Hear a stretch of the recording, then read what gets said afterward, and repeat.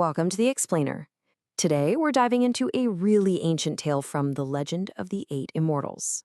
It's an incredible story about sacrifice, magic, and a transformation that completely blurs the line between a man and a myth. So, this whole legend kicks off with this really powerful Taoist idea that the path to becoming a god isn't some exclusive club. Nope, it's a journey any mortal can take. But, and this is a big but, it requires a kind of inner strength, a firmness of heart that very few people actually possess. It's the ultimate trial of the human spirit. All right, let's meet our hero. And he's not a king, he's not some great warrior. He's just a young man whose entire life has been shaped by hardship and this one incredibly powerful idea: filial piety. Basically, an absolute, unwavering devotion to his parents. This is Ping He. He's from the rugged lands of Guangzhou, and his life is just this endless, back-breaking grind. His only purpose? To take care of his mother, Wang Shi. And the tragic part is, she went blind from years of working herself to the bone just to raise him. Now, Ping He is a good man, but deep down, he is angry. He often finds himself yelling at the heavens, wondering why a good person like his mother has to suffer so much. But even with all that frustration, his devotion to her is the one thing in his life that never, ever breaks. So one day, he's out gathering firewood, struggling up the steep mountain path, and his world is about to collide with a reality he never even knew existed. This one meeting is going to change absolutely everything. He runs into this mysterious Taoist, a guy who just radiates this otherworldly calm. At first, the man just brushes him off. He says he can cure any illness except blindness. But when Ping's desperation and his love for his mother just boils over, the Taoist sees his true character. And that's when he reveals a dangerous, almost unbelievable path to a miracle. And the instructions he gives are so specific, so mystical, and frankly, absolutely terrifying. The Taoist tells him how to get his hands on a dragon pearl, a mythical orb of immense power. But to do it, he has to go to the water at the dead of night and face down an ancient, powerful dragon. So that night, running on pure desperation, Ping follows the instructions perfectly. He's hiding in the reeds. You can just imagine his heart pounding in his chest.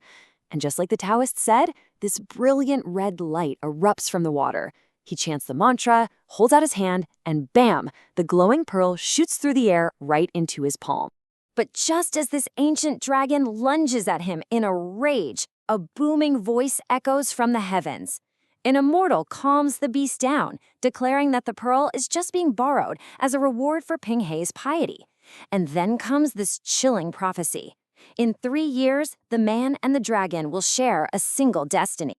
Ping races home, clutching this incredible prize. Its power is instant, completely life-changing. But a light that shines that brightly is bound to attract some very, very dark shadows. Okay, so the power of this thing is just off the charts.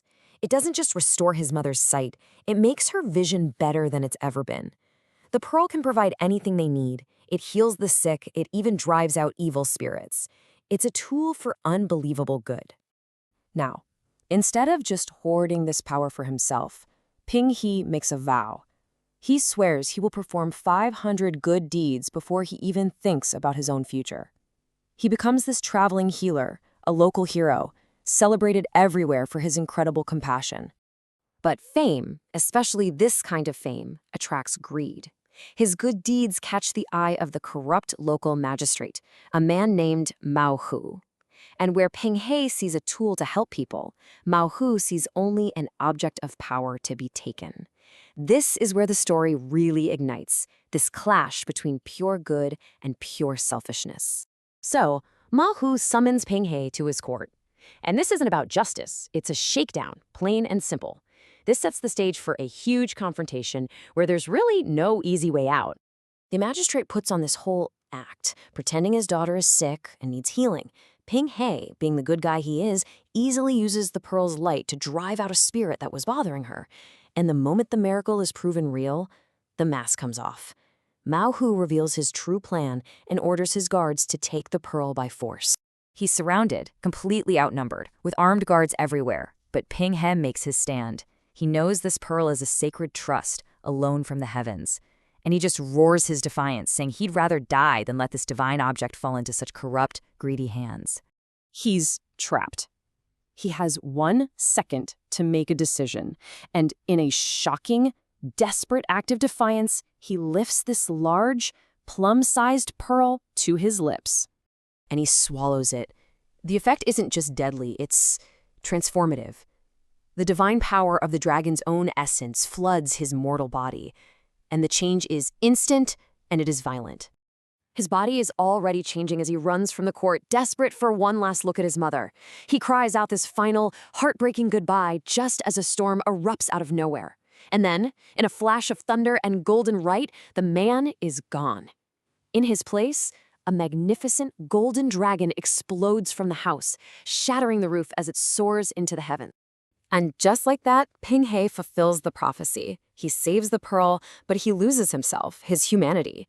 Which leaves us with the big question, right? Was this a heroic act, an ascension into godhood, the ultimate reward for his unwavering character?